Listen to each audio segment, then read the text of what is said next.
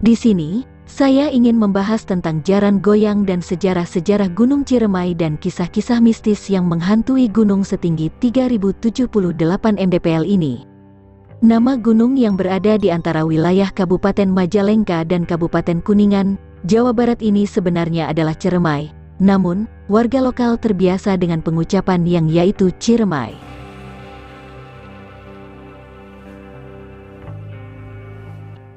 Nama gunung ini diambil dari nama sejenis tumbuhan perdu yaitu cereme. Gunung ini dinamai Ciremai karena banyaknya tumbuhan cereme di sana.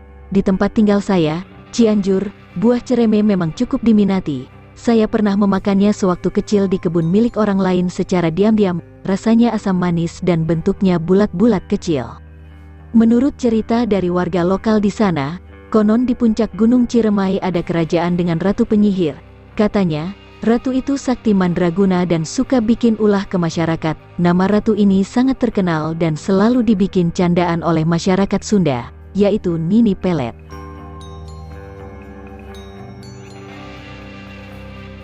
Selain Nini Pelet, konon di gunung itu ada seorang petapa sakti bernama Ki Buyut Manguntapa.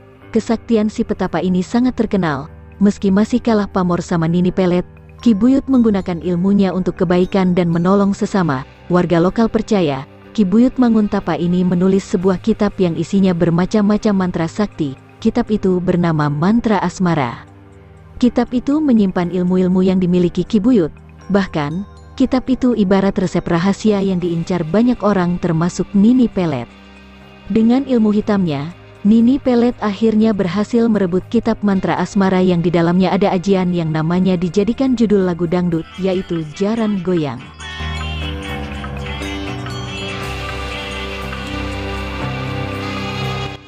Jaran goyang ini bukan cuma ada di lagu dangdut, tapi ia adalah sebuah mantra yang ampuh untuk meluluhkan hati lawan jenis. Dengan ini, Nini Pelet bisa mendapatkan sekutu untuk melakukan tindak kejahatannya. Alhasil, Ki Buyut Manguntapa pun menjadi resah.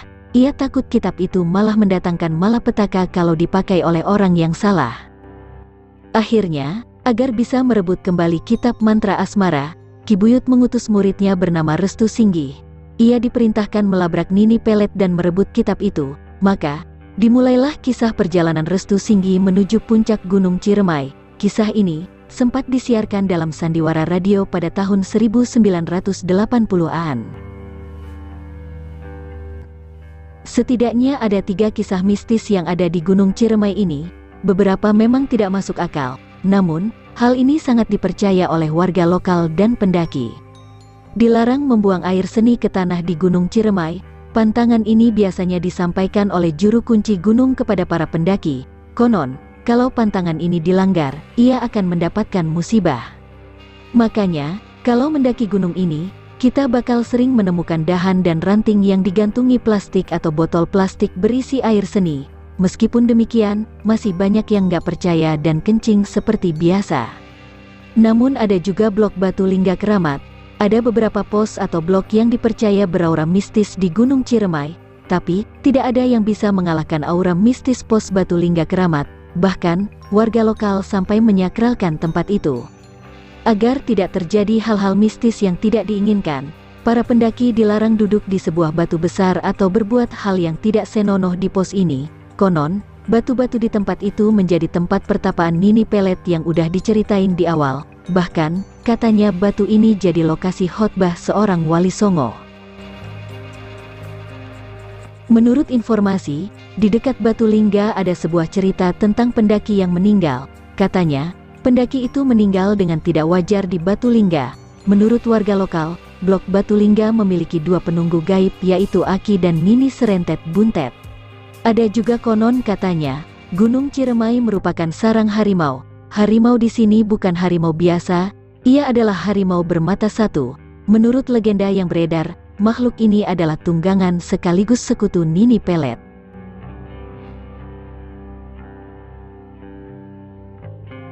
Berikut ciri-ciri pelet jaran goyang. Jaran goyang atau ilmu pelet bisa dipelajari namun juga bisa diobati. Lontar Ratu Ning Usada. Seperti namanya Ratu, Raja, Ning, dari Usada, ilmu pengobatan, raja dari segala ilmu pengobatan. merupakan salah satu lontar yang membahas masalah pengobatan. Tak hanya itu, dalam lontar itu terdapat cara mendiagnosis penyakit, serta membahas mengenai penyakit. Segala jenis penyakit yang dibahas pada lontar tersebut berupa penyakit panas, sakit perut, tangan kepek, hingga jaran goyang. Menurut lontar, jaran goyang merupakan bagian dari sastra lisan yang berupa mantra. Mantra berjenis pengasihan ini berkembang di masyarakat suku Osing Jawa. Tanda terkena pelet jaran goyang dalam Ratu Ning Usada. Nama penyakit tersebut adalah pemali jaran goyang. Tanda-tanda dari penyakit itu sangat sederhana. Orang yang terkena pelet jaran goyang rata-rata akan inguh atau yang lebih dikenal dengan istilah bingung dan bimbang seperti orang gila. Mungkin masih banyak masyarakat yang bertanya mengenai nama. Seperti yang diketahui, lontar Ratu Ning Usada merupakan lontar yang menggunakan bahasa Jawa kuno dan Bali kuno serta bahasa Sanskerta. Hal inilah yang menyebabkan adanya bahasa tersebut. Eka juga mengungkapkan bahwa untuk menerjemahkan lontar tersebut tidaklah mudah. Banyak cara untuk mempelajari ilmu tersebut, tergantung di daerah masing-masing. Ada yang melakukan sumpah oleh gurunya, ada yang dengan bertapa, dan lainnya, paparnya sembari menerjemahkan lontar Ratu Ning Usada. Pengungkapan bahwa pelet tersebut tidak hanya diperuntukkan untuk satu orang saja, namun bisa digunakan ke banyak orang. Salah satu contohnya untuk mencari sebuah popularitas.